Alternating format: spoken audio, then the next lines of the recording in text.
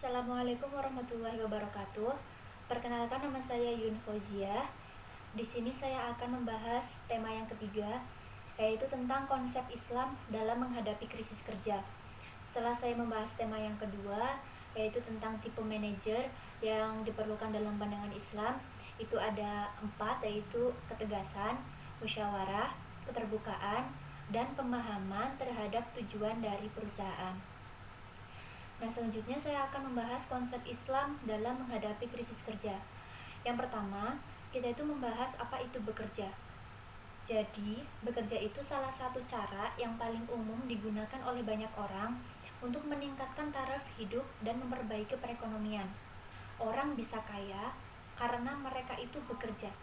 Dan semakin giat bekerja dan semakin optimal juga usaha yang dilakukan orang tersebut, maka akan semakin besar pemasukannya. Di masa pandemi seperti saat ini, benar-benar membuat ekonomi merosot.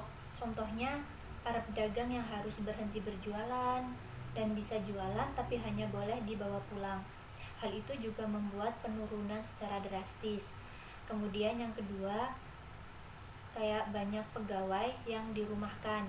Juga karena dampak pandemi ini, sedangkan kebutuhan hidup harus terus berjalan.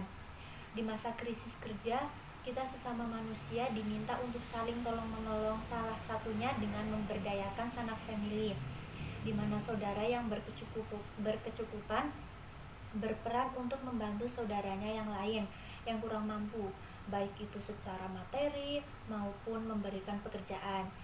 Yang kedua, bisa dilakukan dengan mengoptimalkan zakat. Kita tahu bahwa zakat itu wajib, dan zakat berperan besar di masa sekarang untuk menetralisir tingkat kemiskinan yang semakin hari semakin besar volumenya. Maka dari itu, banyak lembaga zakat yang berusaha semaksimal mungkin untuk memenuhi dan mengoptimalkan distribusi zakat kepada masyarakat yang mengalami krisis. Kemudian, bantuan yang lain seperti aset negara untuk masyarakat umum, di mana negara berperan sebagai kepala rumah tangga dan masyarakat adalah anggotanya. Maka dari itu, ada banyak bantuan yang diserahkan dari negara untuk masyarakat, baik bantuan tunai maupun bantuan berupa lowongan pekerjaan. Dan yang terakhir, kita sebagai manusia harus menyadari ketika memiliki harta yang berlebih atau rezeki yang sedang banyak, bahwa harta yang kita miliki itu masih ada harta orang lain di dalamnya, dan kita wajib memberikan itu ke orang yang berhak menerimanya. Contoh, berupa sedekah.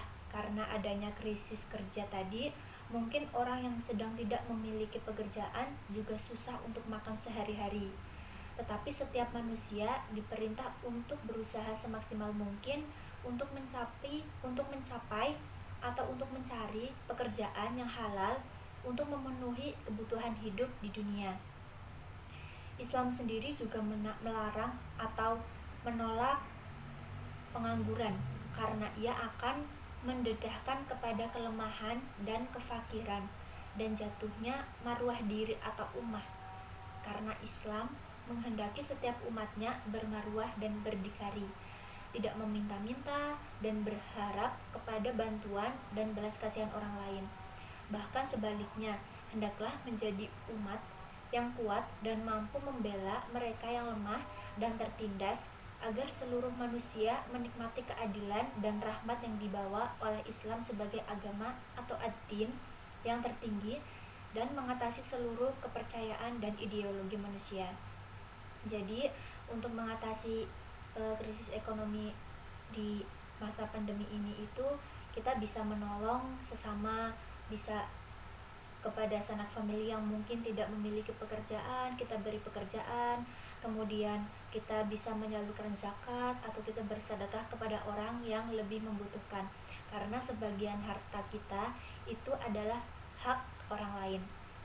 Mungkin cukup sekian penjelasan dari tema yang ketiga. Kurang lebihnya mohon maaf. Wassalamualaikum warahmatullahi wabarakatuh.